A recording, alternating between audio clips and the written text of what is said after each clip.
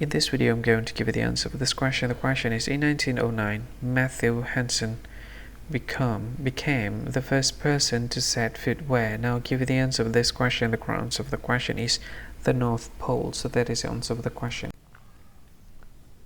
Hi, thank you so much for watching this video. If you find this video is very useful, you can help this channel to grow by subscribing this channel.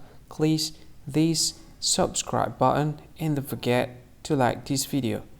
And if you find this video is not really good, or you don't really like this video, or you kind of feel that it's a little bit offensive or something like that, you can click this one, dislike button. You can do that anyway. And if you want to share this video with your friend, you can share it by clicking this share button, and you can share it to any social media that you wish that is currently available at this time, like Facebook, Twitter, LinkedIn, and many others. Right? And if you want to add this video to your playlist, you can click this one. You can watch this video later, and you can find more options by clicking these three dots.